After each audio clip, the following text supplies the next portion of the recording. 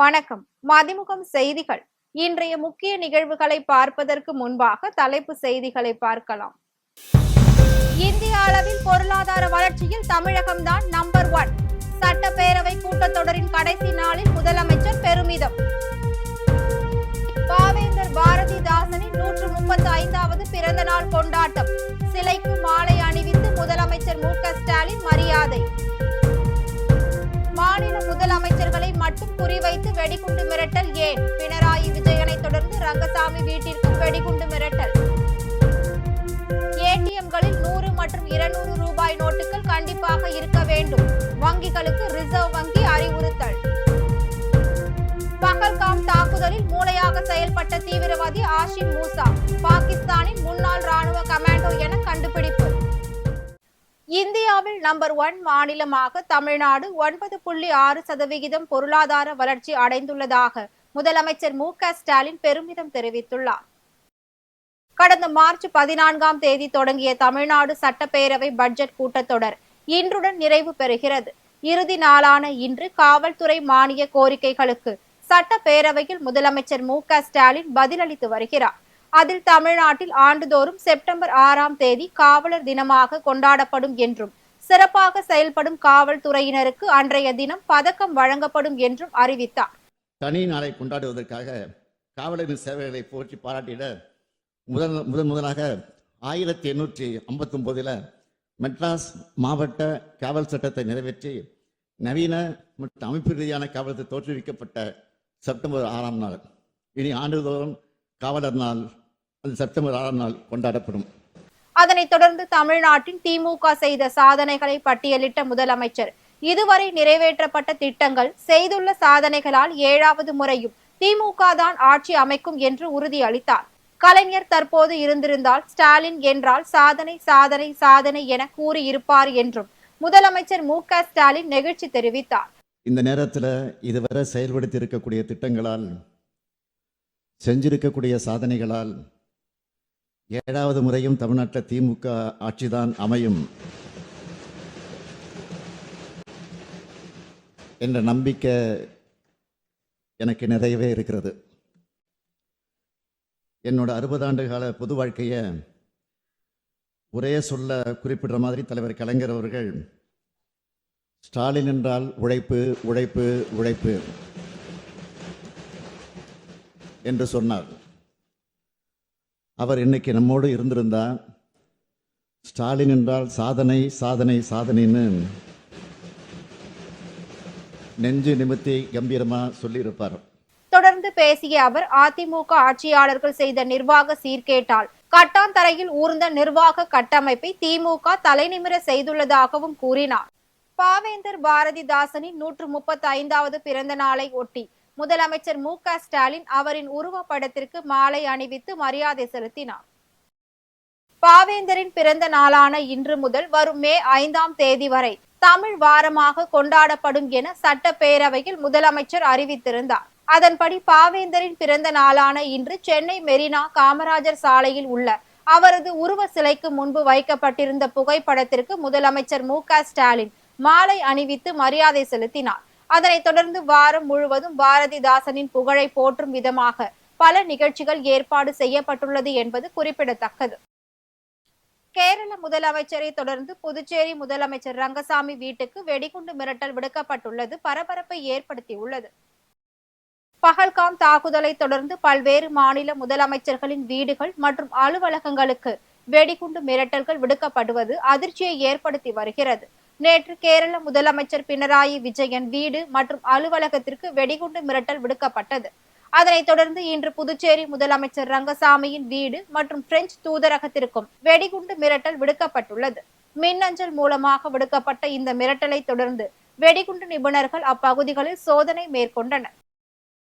ஏடிஎம்களில் 100 மற்றும் 200 ரூபாய் நோட்டுகள் கண்டிப்பாக இருக்க வேண்டும் என்று வங்கிகளுக்கு ரிசர்வ் வங்கி அறிவுறுத்தியுள்ளது. பண மதிப்பீட்டு இழப்பிற்கு பின் பொதுவாக அனைத்து வங்கி ஏடிஎம்களிலும் 2000 ரூபாய் மற்றும் 500 ரூபாய் நோட்டுகள் தான் அதிக அளவில் புழக்கத்தில் இருந்தது. கடந்த சில மாதங்களுக்கு முன்பு அனைத்து 2000 ரூபாய் நோட்டுகளையும் ரிசர்வ் வங்கி திரும்ப பெற்ற நிலையில் தற்போது 500 ரூபாய் நோட்டுகள் மட்டுமே ஏடிஎம்களில் கிடைக்கிறது. இதன் காரணமாக ஏராளமான மக்கள் குறைவான மதிப்புடைய நோட்டுகள் பெற முடியாமல் சிரமம் அடைந்து வருகின்றனர். இது தொடர்பாக அறிவிப்பு ஒன்றை வெளியிட்டுள்ள ரிசர்வ் வங்கி, ஏடிஎம்களில் 100 மற்றும் 200 ரூபாய் நோட்டுகள் இருப்பதை உறுதி செய்யுமாறு வங்கிகள் மற்றும் ஏடிஎம் ஆபரேட்டர்களுக்கு அறிவுறுத்தியுள்ளது. அதை படிப்படியாக அமல்படுத்த வேண்டும் எனவும் கூறப்பட்டுள்ளது. அந்த வகையில் 75% ஏடிஎம்களில் வரும் செப்டம்பர் 30ஆம் தேதிக்குள் குறைந்தபட்சம் ஏடிஎம் லாக்கரின் ஒரு அறையிலாவது 100 மற்றும் 200 ரூபாய் நோட்டுகள் இருப்பதை உறுதி செய்ய வேண்டும் என்றும் தெரிவிக்கப்பட்டுள்ளது. மேலும் அடுத்த ஆண்டு மார்ச் 31ஆம் தேதிக்குள் இந்த முறையை முழுமையாக வங்கிகள் உறுதி செய்ய வேண்டும் என்றும் அறிவுறுத்தியுள்ளது. பஹல்காமில் தாக்குதல் நடத்திய தீவிரவாதி ஹாஷிம் மூசா பாகிஸ்தான் ராணுவத்தின் கமாண்டோ என்பது விசாரணையில் கண்டுபிடிக்கப்பட்டுள்ளது. ஜம்மு காஷ்மீரின் பஹல்காமில் தீவிரவாதிகள் சமீபத்தில் நடத்திய தாக்குதலில் 26 பேர் கொல்லப்பட்டனர். அதனைத் தொடர்ந்து பாகிஸ்தானுக்கு எதிராக ஒன்றிய அரசு பல அதிரடி நடவடிக்கைகளை எடுத்து வருகிறது. பஹல்காம் தீவிரவாத தாக்குதல் தொடர்பான விசாரணையில் மூளையாக செயல்பட்டதாக அடையாளம் காணப்பட்ட பாகிஸ்தான் தீவிரவாதி ஹாஷிம் மூசா பாகிஸ்தான் ராணுவத்தின் முன்னாள் பாரா கமாண்டோ என்பது தெரிய வந்துள்ளது. பாகிஸ்தான் ராணுவத்தின் சிறப்பு பிரிவான SSGஐ சேர்ந்தவன் மூசா என்றும் முழு விசாரணைக்கு பின்னரே சதித்திட்டம் குறித்த தகவல்கள் வெளியாகும் என தெரிவிக்கப்பட்டுள்ளது. பஹல்காம் தாக்குதலுக்கு கண்டனம் தெரிவித்துள்ள அஜித்குமார், ஜாதி மத பாகுபாடின்றி அனைவரும் ஒற்றுமையாக வாழ வேண்டும் என கேட்டுக் கொண்டுள்ளார். டெல்லியில் நடைபெற்ற விழாவில் நடிகர் அஜித்குமாருக்கு பத்ம பூஷன் விருது வழங்கப்பட்டது. அதனைத் தொடர்ந்து பஹல்காம் தாக்குதல் குறித்து கருத்து தெரிவித்த அஜித்குமார், பாதிக்கப்பட்ட குடும்பத்தினரை எண்ணி தாம் வருந்துவதாகவும் இந்த விவகாரத்தில் ஒன்றிய அரசு நிச்சயம் பதிலடி கொடுக்கும் என்பதை நம்புவதாகவும் தெரிவித்தார். இனிமேல் இது போன்ற சம்பவங்கள் நடக்கக்கூடாது என்று பிரார்த்திப்பதாக கூறிய அவர், இந்த சூழலில் ஜாதி மத பேதம் இன்றி நல்லிணக்கமாக எப்படி வாழ்வது என்பதை நாம் கற்றுக்கொள்ள வேண்டும் என்றும் நமக்குள் எந்த மோதலும் இல்லாமல் அமைதியாகவும் ஒற்றுமையாகவும் வாழ வேண்டும் என கேட்டுக்கொண்டுள்ளார். கத்தோலிக்க கிறிஸ்தவர்களின் புதிய மத தலைவரை தேர்ந்தெடுக்கும் மாநாடு வரும் மே 7ஆம் தேதி தொடங்கும் என அறிவிக்கப்பட்டுள்ளது. கத்தோலிக்க கிறிஸ்தவர்களின் மத தலைவரான போப் பிரான்சிஸ் கடந்த 21ஆம் தேதி காலமானார். போப் பிரான்சிஸின் இறுதி சடங்கு கடந்த 26ஆம் தேதி நடைபெற்றது. இந்நிலையில் புதிய போப்பை தேர்ந்தெடுப்பதற்கான மாநாடு மே 7ஆம் தேதி தொடங்கும் என்று ஹோலி சி பத்திரிகை அலுவலகம் தெரிவித்துள்ளது. ரோமில் 180க்கும் மேற்பட்ட கார்டினல்கள் பங்கேற்ற 5வது முறைசாரா கூட்டத்தில் இந்த முடிவு எடுக்கப்பட்டதாக வாட்டிகன் தெரிவித்துள்ளது. இந்த மாநாடு வாட்டிகனின் சிஸ்டைன் சேப்பலில் நடைபெறும் என்றும் இந்த மாநாடு நடைபெறும் நாட்களில் பார்வையாளர்களுக்கு அனுமதி வழங்கப்படாது என தெரிவிக்கப்பட்டுள்ளது. தர்மபுரியில் பரோலில் வெளிவந்த ஆயுள் தண்டனை கைதியும் அவரது மனைவியும் சடலமாக மீட்கப்பட்ட சம்பவம் பெரும் பரபரப்பை ஏற்படுத்தியுள்ளது. தர்மபுரி மாவட்டம் மதிகோன்பாளையம் கிராமத்தை சேர்ந்த ரமேஷ்குமார் கடந்த 5 ஆண்டுகளுக்கு முன்பு கொலை வழக்கில் கைதாகி ஆயுள் தண்டனை பெற்று சேலம் மத்திய சிறையில் அடைக்கப்பட்டார். இதனை அடுத்து கடந்த ஏப்ரல் 3ஆம் தேதி அன்று பரோலில் வெளியே வந்த ரமேஷ் தனது மனைவி மகாலட்சுமியை குண்டலப்பட்டியில் உள்ள ஒரு தனியார் விடுதிக்கு அழைத்து சென்றுள்ளார். விடுதியில் ரமேஷ்குமார் தூக்கில் தொங்கிய நிலையிலும் மகாலட்சுமி உடலில் பல்வேறு இடங்களில் வெட்டு காயங்களுடன் சடலமாக மீட்கப்பட்டுள்ளார். தகவல் அறிந்து சென்ற காவல்துறையினர் இருவரின் உடல்களையும் கைப்பற்றி பிரேத பரிசோதனைக்காக தர்மபுரி அரசு மருத்துவக் கல்லூரி மருத்துவமனைக்கு அனுப்பி வைத்தனர். மேலும் இந்த சம்பவம் தொடர்பாக காவல்துறையினர் வழக்கு பதிவு செய்து பல்வேறு கோணங்களில் விசாரணை மேற்கொண்டு வருகின்றனர். சென்னை முருகர் கோவிலில் அருள் வந்த ஒருவர் மீது மிளகாய் பொடி கரைசல் ஊற்றும் வழிபாடு நடைபெற்றது. சென்னையை அடுத்த பெரும்பாக்கம் வள்ளி தெய்வானை சமேத வெற்றிவேல் முருகன் கோவிலில் சித்திரை திரு கார்த்திகையை முன்னிட்டு சத்ரு சம்ஹார யாகம் வெகு விமர்சையாக நடைபெற்றது. முன்னதாக கணபதி ஹோமம் நடத்தப்பட்டது.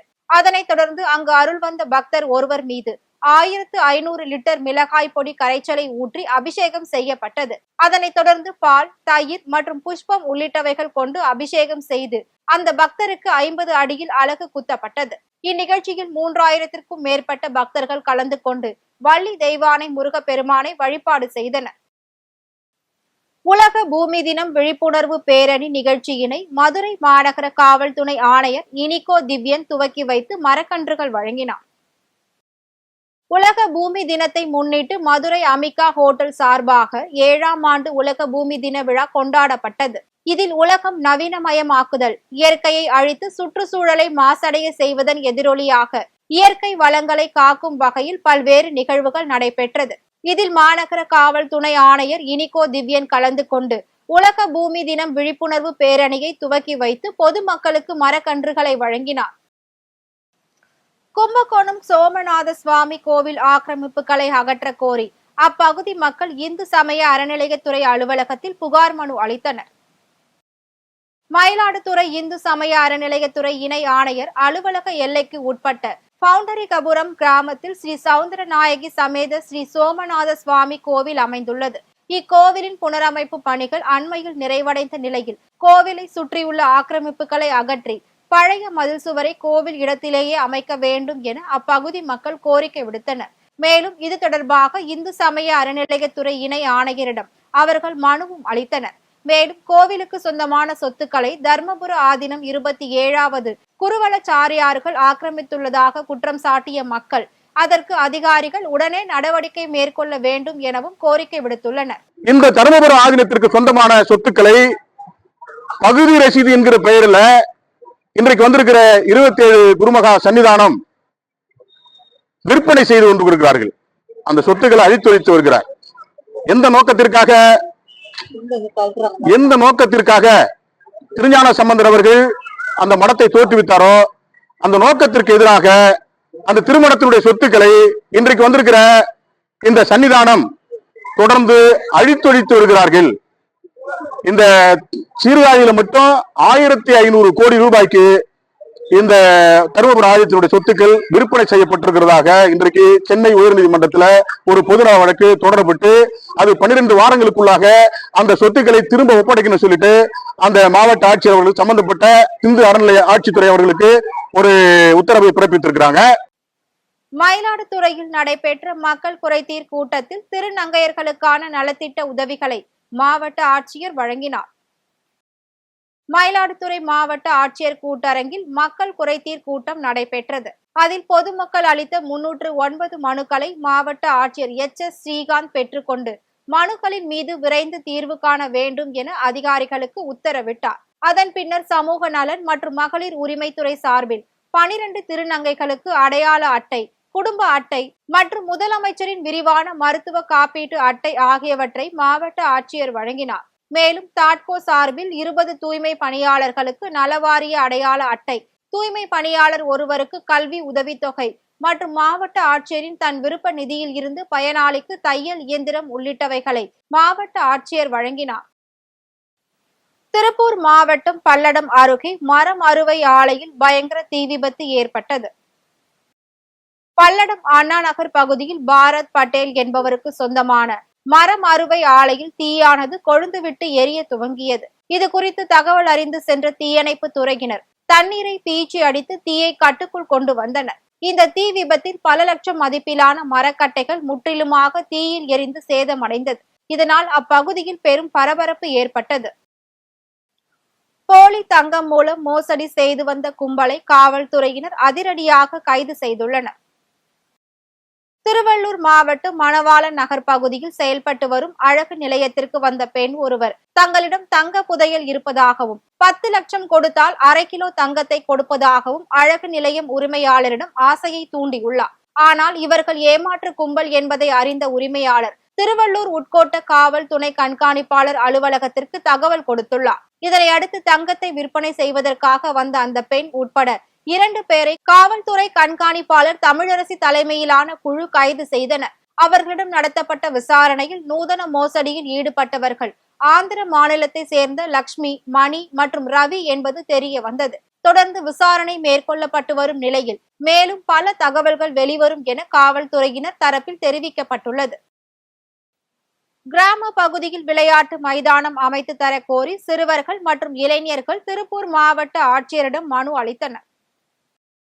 திருப்பூர் மாவட்டம் அவினாசி பாளைய கிராம பகுதியில் ஊராட்சி பள்ளிகளில் 100க்கும் மேற்பட்ட மாணவர்கள் படித்து வருகின்றனர். தற்போது கோடை விடுமுறை என்பதால் சிறுவர்கள், மாணவர்கள் மற்றும் இளைஞர்கள் சாலைகளில் விளையாட வேண்டிய சூழல் உருவாகியுள்ளதாக வேதனை தெரிவித்தனர். இதனால் பொதுமக்களுக்கும் போக்குவரத்துக்கும் இடையூறு ஏற்பட்டு பிரச்சனைகள் மற்றும் விபத்துக்கள் நேர்வதாக குற்றச்சாட்டுகள் எழுந்துள்ளது. எனவே மாவட்ட நிர்வாகம் இதனை கவனத்தில் கொண்டு பொது விளையாட்டு மைதானம் அமைத்து தருமாறு அப்பகுதியை சேர்ந்த இளைஞர்கள் திருப்பூர் மாவட்ட ஆட்சியர் அலுவலகத்தில் மனு அளித்தனர். தமிழக முதலமைச்சரின் 9 அறிவிப்புகளுக்கு ஆசிரியர்களும் வரவேற்பு அளித்துள்ளனர். தமிழக முதலமைச்சர் மு.க. ஸ்டாலின் நேற்று நடைபெற்ற தமிழக சட்டப்பேரவையில் அரசு ஊழியர்கள் ஆசிரியர்களுக்கு 2% அகவிலைப்படி உயர்வு மற்றும் அரசு ஊழியர்கள் ஆசிரியர்கள் திருமணத்திற்கான கடன் உதவி, பெண் ஆசிரியர்கள் அரசு ஊழியர்கள் மகப்பேறு காலம் தகுதிக்கான அடிப்படையில் கணக்கீடு உள்ளிட்ட 9 முக்கிய அறிவிப்புகளை வெளியிட்டார். இதற்கு பல்வேறு அரசு ஊழியர்களும் ஆசிரியர்களும் வரவேற்பு அளித்து வருகின்றனர்.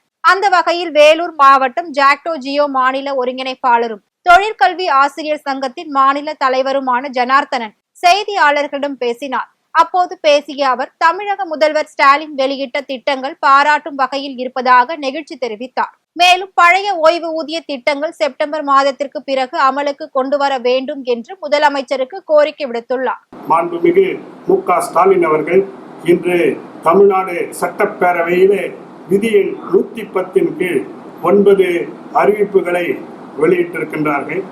அரசின் இந்த அறிவிப்புகளை ஜாக்டோ ஜியோ பேரமைப்பின் சார்பிலும் அனைத்து வகை ஆசிரியர் இயக்கங்களின் சார்பிலும் மனதார நாங்கள் வரவேற்கின்றோம். தமிழகத்தில் தங்கம் விலை கடந்த சில நாட்களாக குறைந்து வந்த நிலையில் இன்று அதிரடியாக உச்சம் தொட்டுள்ளது. இதனால் பொதுமக்கள் அச்சம் அடைந்துள்ளனர். சென்னையில் 22 கேரட் ஆபரண தங்கத்தின் விலை சவரனுக்கு 320 ரூபாய் அதிகரித்து 71,840 ரூபாய்க்கு விற்பனை செய்யப்படுகிறது. ஆபரண தங்கம் கிராமிற்கு 40 ரூபாய் அதிகரித்து 8,980 ரூபாய்க்கு விற்பனை செய்யப்படுகிறது. வெள்ளியின் விலை கிராமிற்கு 111 ரூபாய்க்கும் 1 கிலோ வெள்ளியின் விலை 1,11,000 ரூபாய்க்கும் விற்பனை செய்யப்படுகிறது. வெள்ளியின் விலையில் எந்தவித மாற்றமும் ஏற்படவில்லை. கனடா தேர்தலில் லிபரல் கட்சி வெற்றி பெற்ற நிலையில் மார்க் கார்னி பிரதமராக பதவியேற்க உள்ளார். கனடாவில் கடந்த 2015ஆம் ஆண்டு முதல் பிரதமராக இருந்து வந்த ஜஸ்டின் ட்ரூடோ கடந்த ஜனவரி மாதம் தனது பதவியை ராஜினாமா செய்தார். இதனை அடுத்து கனடா மத்திய வங்கியின் முன்னாள் தலைவரும் லிபரல் கட்சியை சேர்ந்தவருமான மார்க் கார்னி புதிய பிரதமராக தேர்வு செய்யப்பட்டார். அவர் கடந்த மாதம் 14ஆம் தேதி கனடாவின் 24வது பிரதமராக பதவியேற்றார்.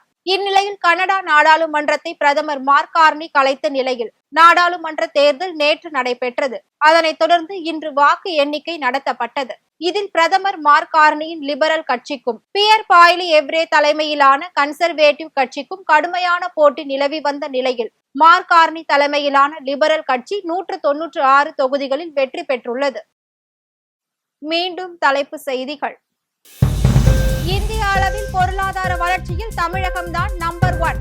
சட்டப்பேரவை கூட்டத்தொடரின் கடைசி நாளில் முதலமைச்சர் பெருமிதம். பாவேந்தர் பாரதிதாசனின் 135வது பிறந்த நாள் கொண்டாட்டம். சிலைக்கு மாலை அணிவித்து முதலமைச்சர் மு.க. ஸ்டாலின் மரியாதை. மாநில முதலமைச்சர்களை மட்டும் குறிவைத்து வெடிகுண்டு மிரட்டல் ஏன்? பினராயி விஜயனை தொடர்ந்து ரங்கசாமி வீட்டிற்கும் வெடிகுண்டு மிரட்டல். ஏடிஎம்களில் 100 மற்றும் 200 ரூபாய் நோட்டுகள் கண்டிப்பாக இருக்க வேண்டும். வங்கிகளுக்கு ரிசர்வ் வங்கி அறிவுறுத்தல். பஹல்காம் தாக்குதலில் மூளையாக செயல்பட்ட தீவிரவாதி ஆஷிம் மூசா பாகிஸ்தானின் முன்னாள் ராணுவ கமாண்டோ என கண்டுபிடிப்பு. இத்துடன் செய்திகள் நிறைவடைந்தன. மீண்டும் செய்திகள் இரவு 8 மணிக்கு. மேலும் செய்திகளை தெரிந்து கொள்ள மதிமுகம் பிரைம் யூடியூப் தளத்தில் இணைந்திருங்கள்.